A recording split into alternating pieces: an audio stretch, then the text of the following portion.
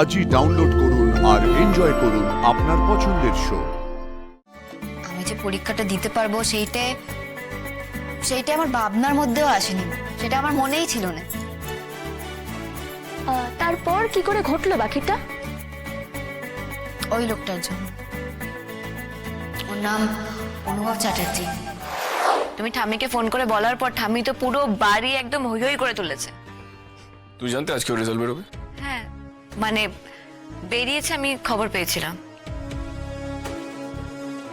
ও, তো তুমি ওকে ফোন করে জানতে চাওনি ওর রেজাল্ট কেমন হয়েছে?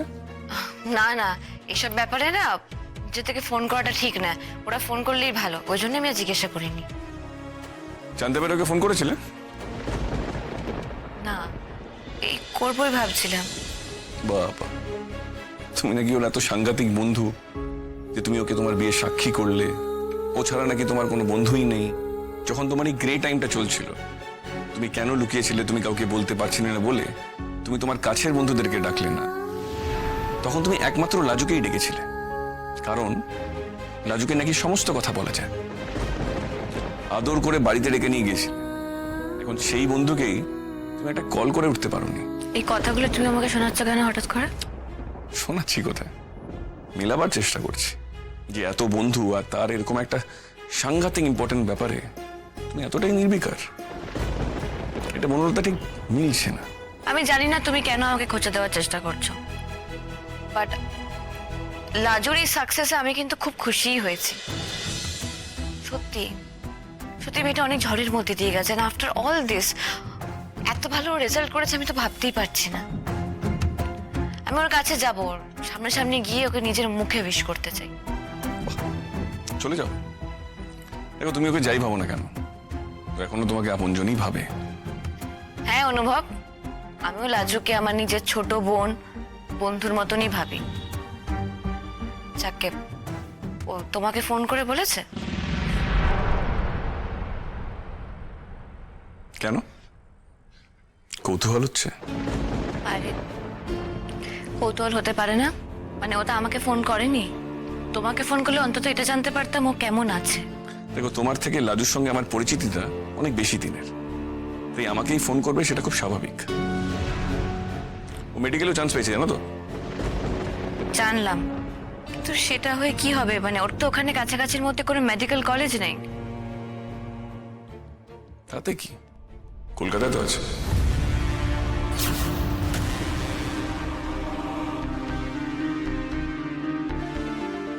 মানে মানে অনুভব লাজুকে আবার এখানে নিয়ে আসবে? সম্ভব?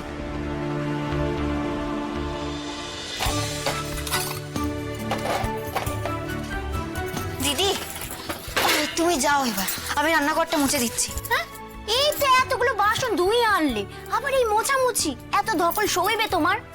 শোয়ার কি আছে দিদি? আমি তো সেদিন তোমাকে বললাম না, বাড়িতে আমি এর থেকে 4 গুণ বেশি কাজ করছি। সে বাপের বাড়িতে মেয়েরা অনেক কাজ করে, কিন্তু এই সদ্য সদ্য শোর বাড়িতে এসে তুমি এত কাজ করছো, তোমাকে দেখেই আমার ভয় করছে। কিসের ভয় গো? যদি তোমার শরীর টরি খারাপ হয়, সারাদিনে তো একটুখানি বসতে দেখলুম নি। আর আর ভাই কিন্তু আমাকে বকবে, যদি দেখেছে না আমি আগে আগে চলে গেছি, ভাই ভাববে তার বউকে দিয়ে আমি কাটাচ্ছি। ইস, সে কিছু বলুক না। এই যে এতগুলো বছর তুমি একা একাই সব কাজ করছো, এর বেলা কেউ দেখতে এসেছে? শুনলুম নাকি তুমি আরো লেখাপড়া করবে, তা ডাক্তার হবে বুঝি? হব তো। জানো তো, আমাদের স্বাস্থ্য কেন্দ্রে না একজন মেয়ে ডাক্তার দেখেছি। ছোট ছোট চুল, কট কট কট কট করে হাঁটে, আর পটপট করে ইংরেজিও বলে। আমি চুল কাটবো না, বড় চুলেও ডাক্তার হওয়া যায় গো। তা তুমি পারবে ডাক্তার হতে? তোমার ভয় করবে না? কিসের ভয়?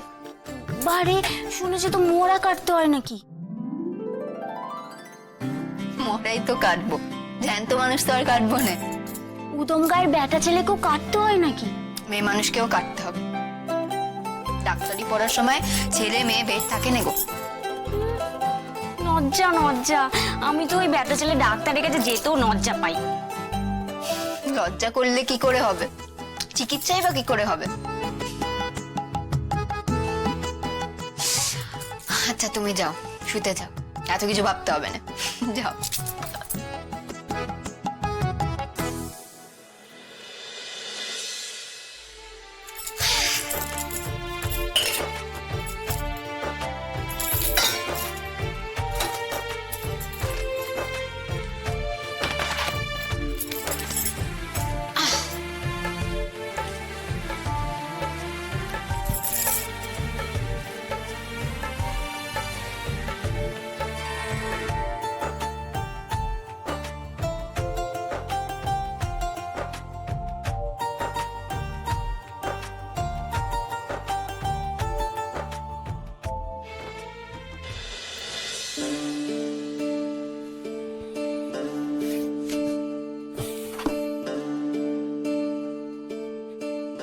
রাজুকে একটা ফোন করবো? না থাক, অনেক রাত হয়েছে, এতক্ষণ হয়তো শুয়ে পড়েছে। আর এখন ফোন করলে হয়তো আবার শুধু ওকে প্রশ্ন করবে, বেচারি শুধু শুধু বিব্রত হবে।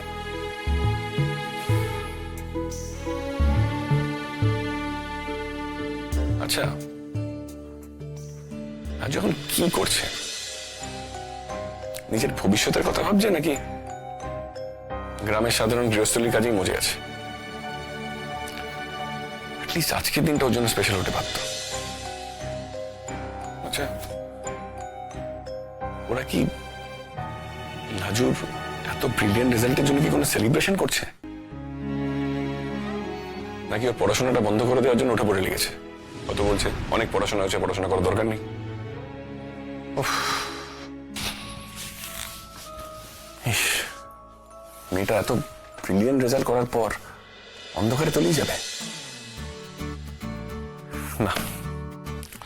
লাজু যখন ঠিক করেছে পড়বে মানে পড়বেই। এটা ছোটখাটো হলে কি হবে, এটা জেদ আছে, ওর এই জেদটা ওকে টেনে নিয়ে যাবে। আচ্ছা, ও ইন্টারভিউতে কি যেন বলছিল?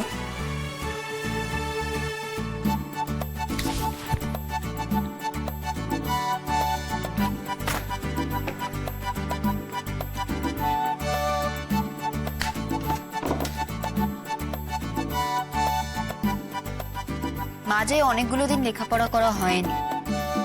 আমি যে পরীক্ষাটা দিতে পারবো সেইটা আমার ভাবনার মধ্যেও আসেনি, সেটা আমার মনেই ছিল না। তারপর কি করে ঘটলো বাকিটা? ওই লোকটার জন্য। ওর নাম অনুভব চ্যাটার্জি। ওই লোকটার জন্য। ওর নাম অনুভব চ্যাটার্জি।